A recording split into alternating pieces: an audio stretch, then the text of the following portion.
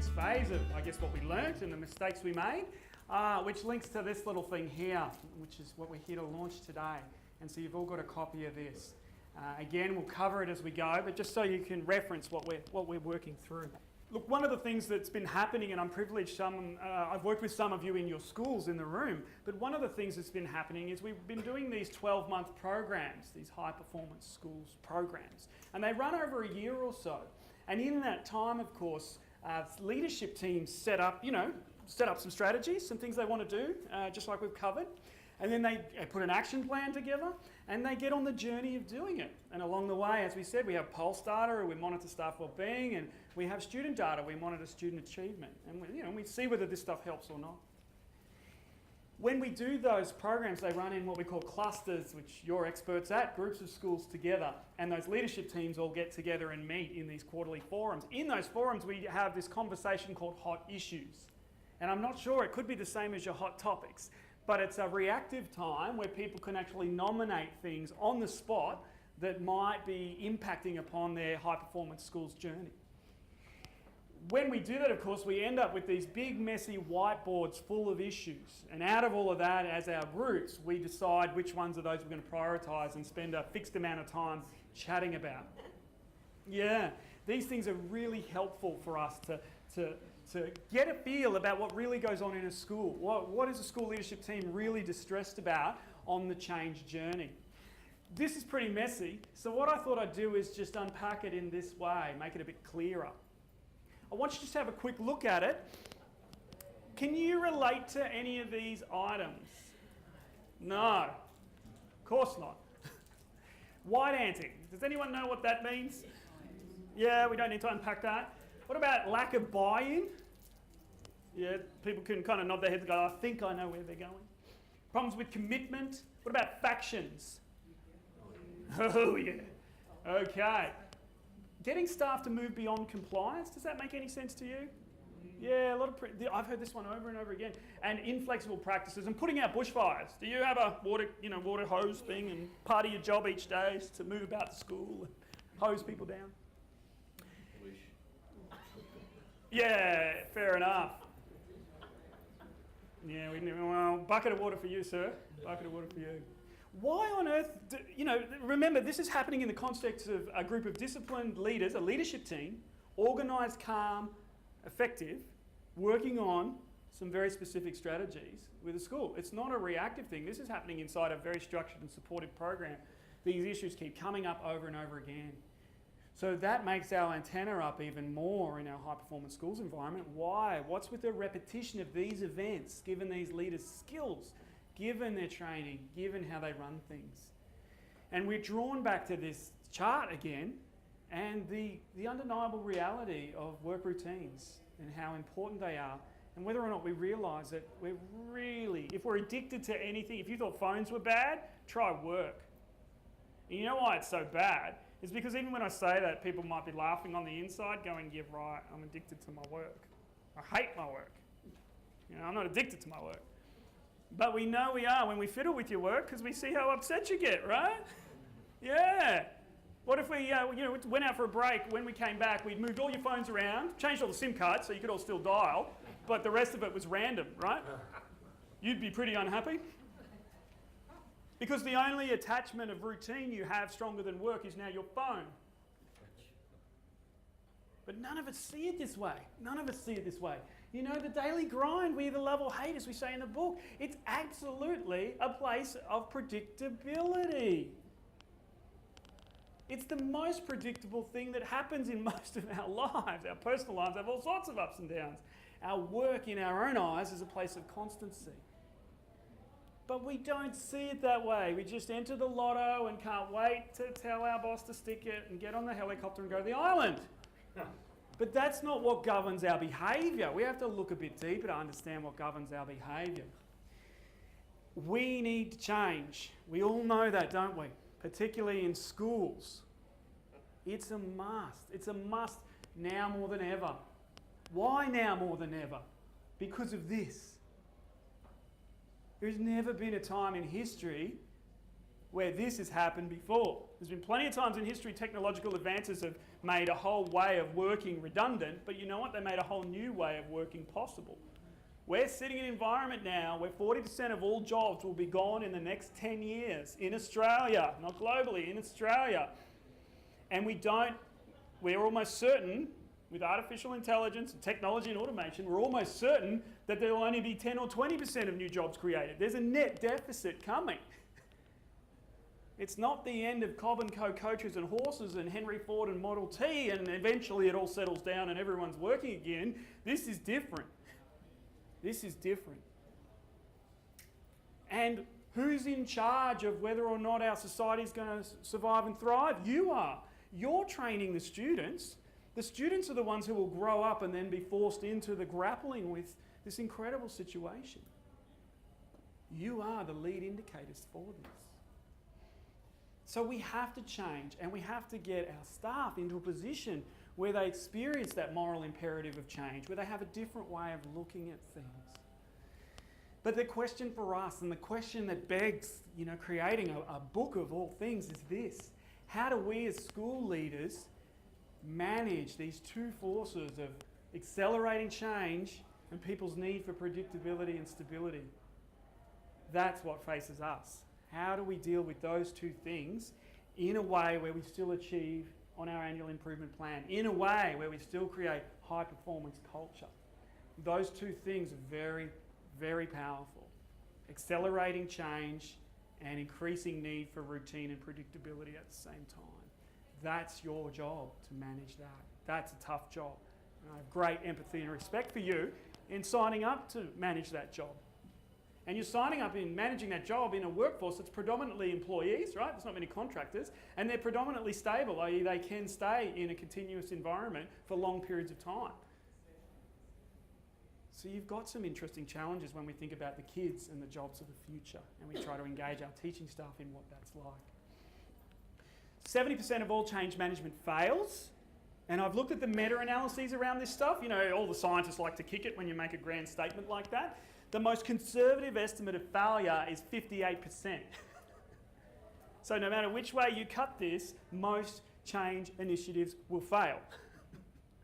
That's not 70% of poorly planned initiatives, that's 70% of all initiatives. And we liken it to an iceberg. We need to dig underneath. We need to get beneath the surface if we're going to try and understand this. And that's what we did with all these school leaders over this 12 months. We kept listening and asking more. And we discovered that there were these significant problems in this area of personal impact and leadership mistakes. In the area of personal impact, you've got 3 devilish things going on inside a person during change. You've got letting go of old routines. Has anyone ever heard the saying, better the devil you know than the devil you don't? Yeah. And so people have got this stuff going on in them. And grief and loss, it sounds extreme, but it's not. Grief and loss is what happens in grief and loss? Does everyone remember the stages of it? You get denial and shock, and then up the other end you've got acceptance. What do you get in the middle? Anger. And what happens when you introduce change in school? Hey, I've got this great new idea. Do people get angry? But they can't be angry about your idea yet because it hasn't even happened. It's called displacement in psychoanalysis. It's called displacement. Their anger is displaced. They're upset about the possible loss of something they already know how to do. Even if they hate it, they know it. And so as leaders, we need to come to grips with that stuff. Just some basic information about displacement and work out how to spot it so we don't take it personally. The next one there is performance anxiety. And andragogy, of course, is adult learning. Pedagogy is children's learning. And we know that adults face a tough time learning and need slightly different conditions to learn than children. But the best way for an adult to learn is by doing, of course, and practice and making mistakes. But practicing and making mistakes, like me messing up here, doesn't work very well. We actually have to practice in private. And we have very little time as busy adults with families and our work to get the necessary practice of skills. So instead we cram and go to lectures late at night and read things, which are the poorest forms of adult learning. No wonder there's this cycle of anxiety, of performance anxiety. And the last one, of course, here is that emotional dissonance rearing itself up again. And we're not talking about emotional dissonance related to being stuck in the classroom for too long while I'm getting tired. We're talking about emotional dissonance when you're in the blender of not sure why, but feeling really angry because the past is going by and you can't keep it even though you didn't like it. And then struggling with all this anxiety about trying to wrap your head around new things. And then people ask you how you're going. And what do you tell them? I'm fine. That's burning you out. So our school leaders, we started to appreciate just how complicated this was. We also started to appreciate when we listened and listened and listened some common leadership mistakes that schools were making. Around the first thing was smoke and mirrors. Sometimes leaders, when introducing change, they like to explain to everybody about how great it's going to be. It's going to be awesome. It's going to be amazing. It's a chance for us all to do something different. But remember, if we like the familiar routine, the more we make it new and exciting, the more what? Distressed. Yeah, the resistance is because we're distressed. That we cranked that up accidentally. We didn't even know we were doing it. We're just trying to be positive. The other thing we do sometimes is we say, well, let's just try it out. Let's do a pilot. And then everyone thinks they'll be able to say no later. And then they find out we were lying. It's not good. The next one's positional power. Look, that's really obvious for us as leaders. Frameworks are there, organisational charts are there for a reason. But sometimes we over-rely on our positional power. Do you know what I mean? Has anyone done that as a parent? Because I'm your dad and I said so? And again, none of us do this as leaders under normal circumstances. But when we're under the pump, when we're having a bad time, we can sometimes inadvertently fall into that trap. And of course, in our culture, once you do that, the passive-aggressive white-anting we talked about earlier, that's going to eat you alive. Close communication bias. Do people know what this is about? This is really important. The longer you know somebody, the less you know them. The longer you know someone, the less you know them. So what we do in marriage therapy is we get a piece of paper with a big complicated diagram, maybe a circle, a square and all of this, and one partner holds it. And then on the other part of the room there's a blank piece of paper with the other partner and they've got a pen. And the task is simple. One partner describes what's on that piece of paper and the other partner draws it. Does that make sense? It's simple, right? What we know, because we've decided to do that in organisations for the last 10 years, we know, of course, that when two people know each other really well, when they reveal the drawing later and match it up to the original, is it the similar or different? It's radically different the closer people know each other. When we pull two random people off the street and do the same experiment, they almost match. That should worry you. Because a lot of you know each other well in your leadership teams and you're comfortable with each other. That explains the amount you could drive a truck through your strategy when you're talking with each other. Just that experiment alone. Look, I'll just finish off a couple more things. The unreasonableness of time. That's the last one in terms of understanding risk. And I just want to draw something very quickly here. Thank you for your patience. The other thing leaders don't understand sometimes is this phenomena. Again, can everyone see what I'm trying to draw here? Jagged line, point, and another one.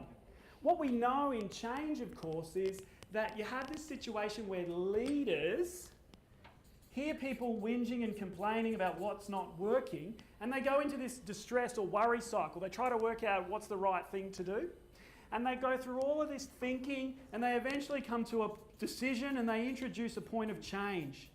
Making sense? And then they go, oh, good, finally, we're moving forward now. They'll all those staff, they'll stop whinging, we've got it sorted. But that doesn't happen. The staff over here might be grumbling, but they're actually happy in their unhappiness. And then they get hit with the point of change, and they're, what? Just because I said I wanted you to change it doesn't mean I wanted you to change it. Just because I said it was hopeless didn't mean I want it fixed. And then what happens? We turn up and the leaders are calmer, but they're getting increasingly upset about being vilified. We say, the staff say, oh, they're secretive, those leaders, they don't tell us anything. And the leaders are like, I work with morons. And of course, they're both wrong. What they didn't understand is this. This is just called the change adjustment diagram, the change adjustment cycle. And this comes from marital therapy. This is called a divorce. Partner 1, oh, I don't think it's working. Partner 2, oh, everyone's like this. Separation, divorce. Partner 1, oh, that was such the right thing to do now. It's going to be okay. Partner 2, what the? Does that make sense? You can follow that in your personal lives. Why can't we import that as leaders into our professional lives? If we understood that, that would radically change how upset we got when other people were reacting badly around us. We wouldn't personalise stuff like we sometimes do as leaders. So that's what happened in this community of practice, this environment where we work this through. So what do we do about this? Just looking for my pointer. What do we do about this? Guys, I've only got a couple of minutes and then I definitely need to go. So I'm going to move quickly here just so we can close this off. What do we do about it? Just because we understand now that everybody's upset on the inside but they're not sharing it, and that we understand we get tongue-tied and despite being well-intentioned leaders, there's a minefield of trips and traps. What do we do about it? And I think what we do about it is we just get back to the basics. We have a look at a couple of simple strategies that are going to create some success, that are going to work no matter what. And we stick to our knitting, keep it simple. And so there are 4 things we cover in the book about this. Reducing pain and increasing pleasure. Structures that enable new behaviour, trying before you're buying, and of course having realistic time frames. Just quickly show you those. When we think about reducing pain and increasing pleasure, the easiest way to get people to do the right thing, as the quote says, and that's why they put the sign up before you get the speeding ticket. So you can drive along, speed camera ahead, pleasure or pain? I think I'll slow down, I'll go pleasure. It's really simple phenomena, but a lot of us don't design workplace change that way. We don't first ask that. And let's be honest, most workplace change is painful at the get-go. If we're lucky, the benefits flow through quickly, but the upfront adjustment isn't pleasure. What are we talking about when we talk about structured change in behaviour? When there's a hole in the footpath, there's a hole in the footpath, what does the council do? They put a fence up around it, yeah? Well, that's a structure, right? That changes behaviour. But what about if the council instead had an emotionally intelligent guru life coach that ran around going, hey, you're walking up towards the hole, you look pretty intelligent, but can I just encourage you to just go around the hole? And they just ran around and told everybody, they coached. They coached for change. Do you reckon anyone would walk in the hole? Yeah. Of course they would. So, you're better as a leader to have a structural initiative if possible, and then use your coaching as the finishing touches of a beautiful process, then rely on that alone, because it won't get the job done. Someone will always walk in the hole. Try before you buy. Most people buy their phone or their car because they think it's really good, because they think it works for them, because they think it makes their lives easier. Most people don't impulsively buy it because it's on special at the service station for $10. Particularly phones. Can you relate to that? And so anything you use a lot of, remember, or just like your work routine, you're going to protect. And to actually engage in some new behaviour, you're going to need to be able to try before you buy. Look at a car commercial. They will say the word of the brand of the car 20 times. You will see someone driving it, like an in vivo experience of it, 3 times. There are simple rules. If we follow them with workplace change, it always works. The reality is we don't always follow them. And then finally this. Has anyone ever tried to get fit or lose weight? You don't have to put your hand up, but I will, because it's true of me. You can put your hand up for this question though. Has anyone ever renovated their house or built a house? Did it take twice as long as you predicted? And when it comes to fitness and weight, are you like me? Did you never get there? So we know that any change, be it building a multi-billion-dollar hospital facility or trying to get fit, will take twice as long as planned. And that's why you have early completion bonuses in contract management. Because early completion, they know is theoretically possible. Why? Because they planned all that out, then they doubled it and put the tender in. Why can't we run our school change like that? Why can't we run our school change like that? On page 69, we have laid out the timing of any change you will make in a school, and based on dealing with human beings, how long it's going to take. How long it's going to take. Look, let's bring this home. What we found with our high-performance schools, when our school leaders get these 4 things right, okay, when they get all 4 of these things right, they massively speed up the time it takes to get something changed and increase the sustainability of the change. You know, it's durable. It's not up to them the whole time. It's not exhaustive. So what we've been doing is simply getting leaders to play with this toolkit. Okay, again, it's all in your book. And you can see how the examples of school leaders using this to plan how to deal with that white anting, how to increase collegiality, It's a simple process and it actually works. They suddenly realise, hang on, if I do this or that, that's going to knock on this way. I better risk manage that by doing this. Things we wouldn't normally think of in the busyness of our lives running a school. Consistent staff approaches to student behaviour. Again, simple tool, takes a couple of minutes, but it can reveal the weaknesses in how we're thinking about change, and as leaders, save us a lot of heartache by making sure we first check this out. Let's bring it together. We need to change. We need to change more than ever as school leaders because of the staff wellbeing imperative. And, even more importantly, staff performance. Remember that 40% of all jobs go in the next 10 years. Those staff, they've got to be at their best, and they've got to be at their best with, there's a lot more change yet to come for them. You know, we still don't know what we don't know. We need to have that change-ready workforce. There must be high levels of well-being. And, of course, we all want to retire well. We want the children of today to become the leaders of tomorrow who will solve the big problems we face. So, look, as we wrap up, I really like this one. Andy Warhol. You know, some staff, some leaders say, if I wait long enough, it'll sort itself out. Has anyone ever seen that? I'll just bide my time and a new leader will come in, or yeah, they say this, but I'll just wait it out. It's not going to happen, is it? We absolutely need to take the initiative ourselves. And so change, of course, begins with us. So thank you so much for letting me share this time with you. Thank you for letting me share those two important messages about the High Performance Teams project and a bunch of really simple strategies that anyone can use. Take the next step with your indicators where you said we're good at this, but we could work on that. Unpack that, do a bit of homework, photocopy it, share with your staff, get moving there. And we change, play around with those change plans and see what other schools are doing. Again, I can't thank you enough for letting me have this time with you. And on that note, I'll close. Thank you.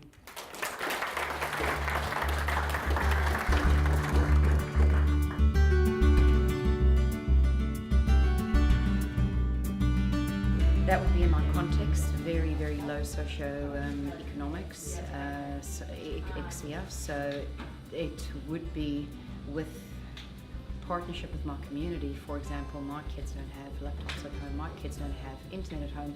We're lucky to get the mom on the telephone. So it's a massive issue for us because our kids come in with not even have gone to kindy. So how do we move them technology-wise? Number one, with the budget's resource limitation that I have on my site, and then with the community's limitation due to resourcing because I can't afford it. So very difficult, horrible thought because these kids need the access to go to high school. They need it now already. And I feel that at this point in time I can't provide what they really need due to resourcing, a lack within the home and within school.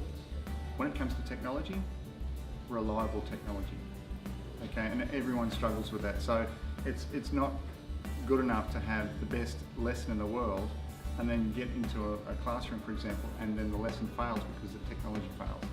And teachers are wonderful at being adaptable. I've always said that when you become a teacher, flexible needs to become your middle name. So you need to be able to be adaptable. But the thing is, if we are expected to lead kids in a future that's so strongly or heavily rated with technology, we have to have reliable ways of educating them for that change in technology. And if it's not being catered for because the bandwidth in the schools or the reliability of the technology is not there, we're stuffed. Now, we've got problems. And so we need, the big rock is being able to, it's one thing being able to teach it from the point of view of the capacity of the person out front, but if they don't have the support with the technology, we're lost. Many of our teachers come from fairly middle class backgrounds themselves. That's always a challenge in schools because people view things through their own lens. To help people safely step outside that and not lose those values that are important to them, but to use them to help children is a really important part of what we do. We work every day with children who don't have money, who haven't had breakfast, who have moved homes and don't know anything about it, who aren't living with their families, who've got many relatives in jail, who have a lot of violence and drugs and alcohol that they know about, things that many of our teachers have never experienced in their lives. That's challenging in a classroom for a teacher. one of our big things is to help people feel comfortable and safe, both as children and as staff members, to talk about those things safely and to move beyond that, to get results and get into a positive headspace about it. That can be really challenging when it's out of your experience. Because just as our teachers haven't experienced those things themselves, our children haven't experienced the success that many of our teachers have felt. So to get closer together with those two things is really a key part of what we do every day. I think in the innovation space, one of the things that education professionals need to be careful of is that we don't get blindsided by the change that's going on in the world.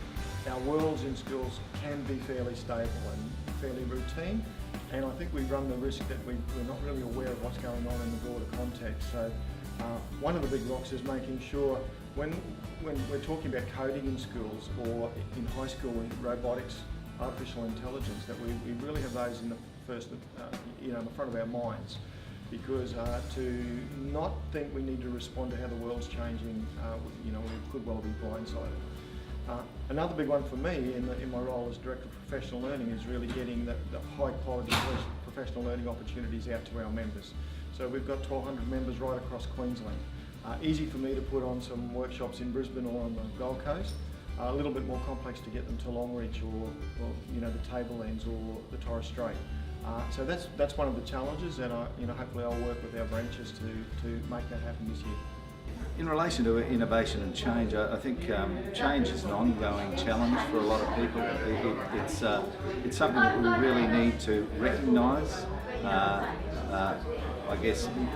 make it very clear that it's there, but also to try to identify ways that we can move forward and embrace it rather than fight against it, because change is a reality, particularly in this digital disruption age, and we have to be ready to think about what's next and to think about whether we're doing things the best way possible as we work at the moment, and if not, why not?